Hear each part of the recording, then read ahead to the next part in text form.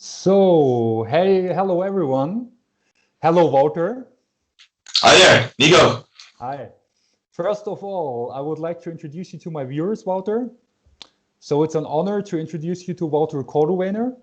He's one of the famous, if not the most famous, polyglot in the Netherlands. His YouTube channel currently has around 264,000 subscribers, which is very, very noteworthy. He speaks around 20 languages at different levels.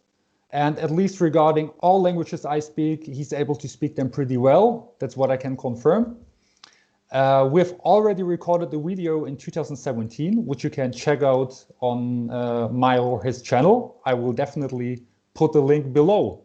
So welcome, Wouter. I'm glad that you are here with me today. It's a pleasure. Yeah, thanks that I can join your project. That's cool. Definitely. It's a pleasure as well. Thank you. So, given that many people at the moment spend most of their time at home office, effective digital language learning, of course, becomes more and more popular these days. So today I gathered the 4 most important questions language learners might have in their minds, and I would like to ask you, Wouter, them being an expert or a language knower, let's say like this, in this field. The first question is how to start learning a language. What would you recommend? Yeah, let me start saying like I definitely want to tell something about how you could start learning a language. I think that there is not a best way. And yeah, the second thing is like I don't think that I'm an expert. Well, I've learned languages on how do you say it? Like I've learned different languages, but they are on different levels. So I would say that I speak let's say in 6 languages I can have like a deep conversation to say it like that, and in the other languages I'm more like a conversational level, so then we're talking about different levels. I also think that it takes a lot of time in order to improve a language, so it's not a coincidence in my case that my the 6 best languages which I speak right now are also the languages which I've learned for the longest time, or in which I had more options. I also learned, for example, German and French at the secondary school. But yeah, we're talking now about how to start learning a language. Well, there are different options. I think it's first of all important that you realize why you're learning the language, to make a list of goals. I even tell people maybe you could have like a sort of piece of paper at a wall with your goals on it. A second piece of paper with the, how do you say it, like the goals which you have maybe week per week. So week 1 you're learning maybe 200 words. Week 2 you are trying to construct different phrases by yourself, so you're able to understand how these words are connected. Plus the most important grammar, things like, for example, the past simple, the future tense, the past participle. Maybe the future tense in week 3, for example. And then in week 4, week 5, you could try to set different goals and try to realize which improvements you have, because sometimes people are just focusing on what they don't know yet, but they don't know what they've already learned. So I think it's very motivational to see how many words you've learned. For example, you could make a list of the words starting with 1, 2, 3, 4, 5, 6, maybe until whatever number of words, that you can see how many words you've learned at that piece of paper, because then you know what you already know and you know what you don't know yet. And that's very, it gives a lot of insight, I would say. I also think it's cool to have a sort of passive way of language learning. So watching movies, listening to music, and just write down the words which you don't know yet, and also construct phrases and try to speak to native speakers, I would say. So, but yeah, as I said, there's not a best way. There are different ways. And some people are more introverts. They maybe would prefer to speak a language, to study it at home before they start talking to a native speaker. And well, in my case, for example, I like to talk to strangers in a very early stage, but I'm also not afraid to be awkward. And I think you know that because of the video we Yeah, did on the streets, I which think was most very, people know that. Yeah. yeah, yeah. So, but yeah, I think I have a lot of fun in language learning. So my content is also mostly about that, having fun and make people their day by speaking their language. The reactions can be very cool. So yeah.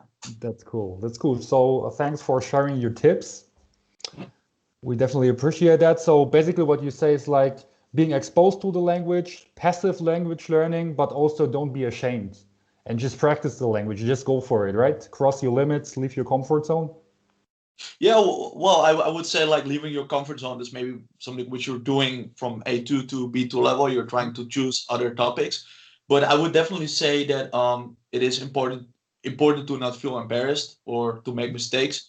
So there are sometimes people who are like a little bit negative about some languages which I speak because I make mistakes. So even when I mention these 6 best languages which I speak, so Spanish, yeah, these are English, Dutch, of course, my mother tongue, Spanish, French, German, and Portuguese. These 6 languages.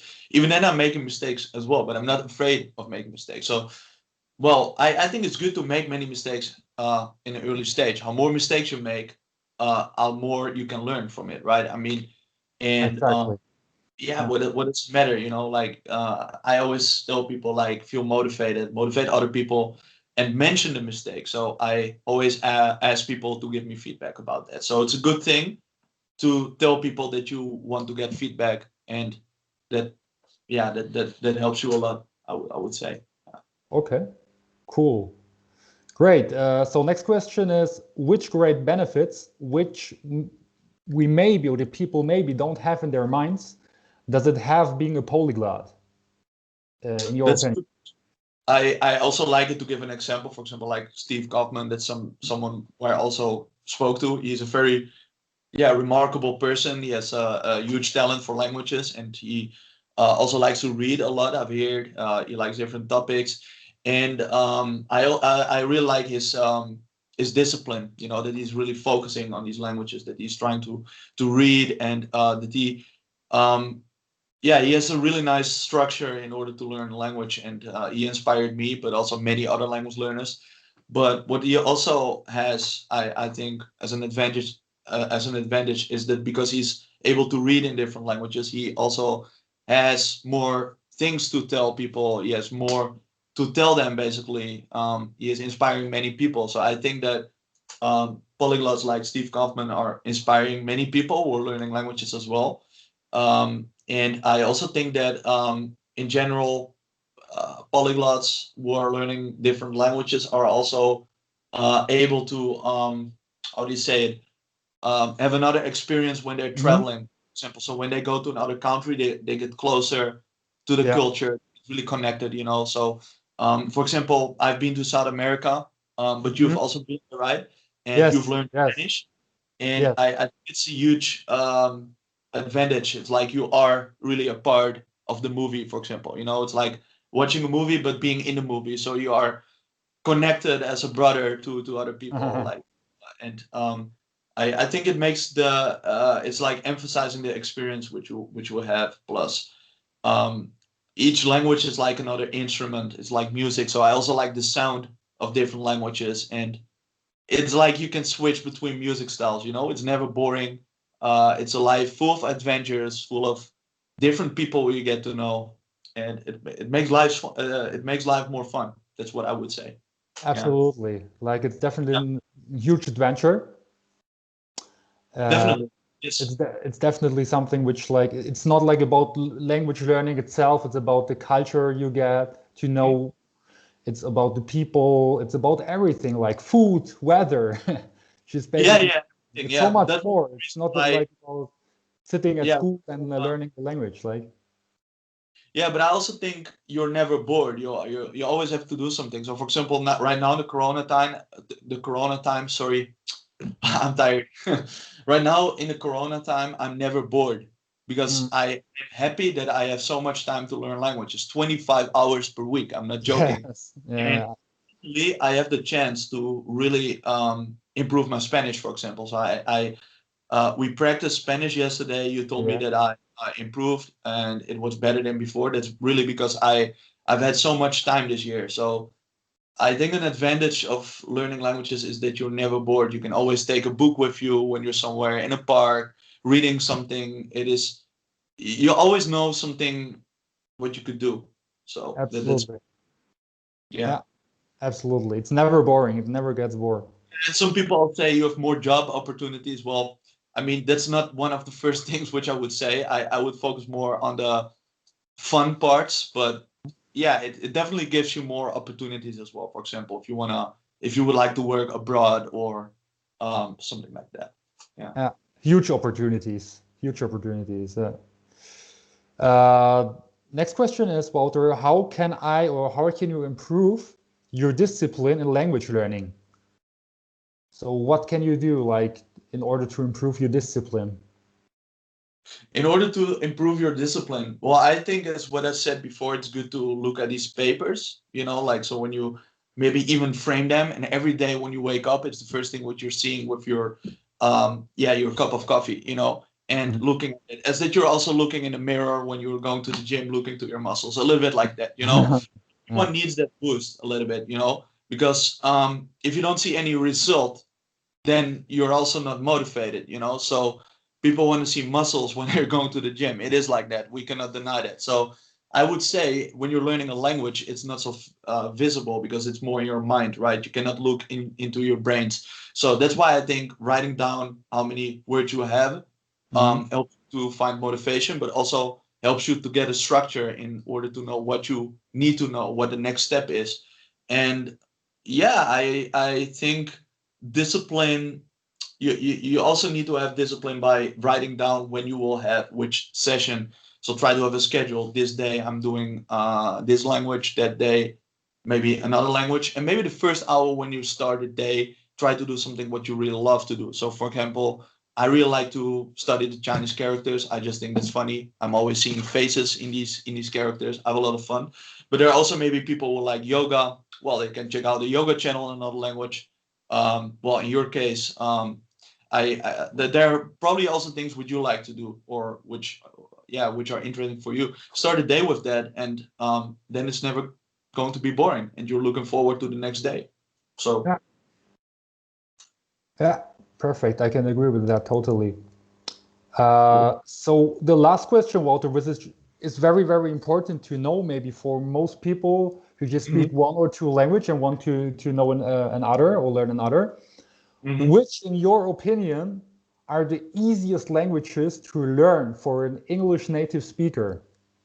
Which are the easiest language? Let's just say like I would just go for some language which is easy. Doesn't matter which language it is. I don't have like any strong bonds to any culture. I just want to learn a foreign language and it should be easy. I'm an English native speaker. Which language would you recommend in this case? Well, it's also good that you're adding for a native speaker, because there are also sometimes people asking me what is the easiest language to learn, and then I'm always saying like, yo, that depends on your mother tongue. Like for me, Mandarin Chinese is very difficult, but for someone else who already speaks a tonal language, it can be a little easier. Or if someone speaks a Malaysian, then Indonesian might be very easy to learn. These languages are for 90% related to each other, more or less, yes. or 80%. And for me, for example, Afrikaans would be the easiest language. Like also, I speak it a little bit, but these languages are so related that it's so easy to learn. For an English native speaker, okay, let's focus on the question. Well, that is difficult to answer because it is also different per person. It's also different. It depends on how much motivation you have, what your goals are. That's a really important part. You should not underestimate that, But I think I would say that, for example, German could be easy for English native speakers because English is a Germanic language as well. And there are a lot of similarities, so maybe German or Dutch, because these are Germanic languages. But on the other hand, I've heard from many people that Spanish is very easy for them as well. So even when Spanish is like a Latin language, a Romance language, it's still not so difficult if you look at the grammar, and the pronunciation. There are not so many vowels or consonants which, for example, American speakers cannot pronounce. Only the R's, the rolling R's, for example, like hablar, quizás es un poco difícil, But other words are maybe not so difficult. You know, there are not so many vowels or consonants which are difficult. And then we have, for example, Russian or Mandarin Chinese that might be way more difficult for me. Same as, yeah, it's also very difficult for me. Plus it has many cases and stuff like that. And Spanish doesn't have cases. I think Spanish is not so difficult to learn for English native speakers or a Germanic language from the same family. Yeah. Okay. So you would say Spanish. What about French and also Scandinavian languages? It's a good question. It's a good question because, well, I hear from many people that French is difficult for them to pronounce. It has many vowels which are difficult, you know. So based on pronunciation, I hear from other people that Spanish is easier for them, you know. So I'm also looking, I cannot give, how do you say it, an answer on this, you know, because these are no facts, you know. But I also look at what other people told me that in average, I heard from people that Spanish was easier for them than French if they were a native, if they were an English native speaker. Well, Scandinavian languages, it's a good question. Like, for example, Danish also has English words. For example, jeg vil have. So have is to have, you know? Yes, yes. Yeah, it's a complicated question. I think there's not one answer on this, you know? So I would more keep it as sort of discussion, like as, you know, German could be easy or maybe Spanish, but I don't accept that other languages also might be easy for them, like Swedish is what you said, or Danish, you know? For example, the verb structure of Swedish is not so difficult. You speak Swedish, right? Yeah, I speak Swedish. I'm absolutely with you. I would also say like Swedish is kind of close to English. And also Dutch. I would say Dutch is pretty close to English. Yeah. Yeah. And German, I would say like it's close to English, but still there is like the complicated case system, declinations and stuff. That's the problem. Like cases in German. Yeah, Four they cases. have in German. They have 3 cases. Yeah. Like, Four. yeah, I didn't mention that. Yeah, I said Spanish doesn't have cases, but indeed German has 3 cases. Well, Russian even has 6 cases. Exactly. However, it makes German already a bit more complicated. So maybe you're right about that. But I'm a Dutch native speaker, it's very difficult for me to divine which language could be more difficult. It's very difficult question. Yeah.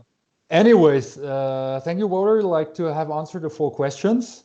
Yes, we sure. Really appreciate that. Thanks a lot for that. Yeah. And now, dear people, I also would like you to share your language learning tips. So just write what you would like to know from an expert about language learning. You can write it in the comments below. And whatever you want, like if you have further questions to Wouter, for example, he will maybe also answer on my channel, or I will answer. And we want to know how do you learn languages, or how would you personally answer these questions? So don't forget to subscribe. It's also very important. And well, I can also like join another video project of you where we talk about these questions, you know, like that's also maybe cool, you know. So if people have more questions, we can put in a new video project with you. So that's also that cool. will be great. That's a good idea indeed. So just comment, guys, and then Wouter will answer your questions. Yeah, cool. Sounds cool. Yeah, and I will as well. So thank you very much for having watched this video, and Wouter, thanks a lot, and see you next time. Yeah, man. Cheers. Bye. Bye, bro.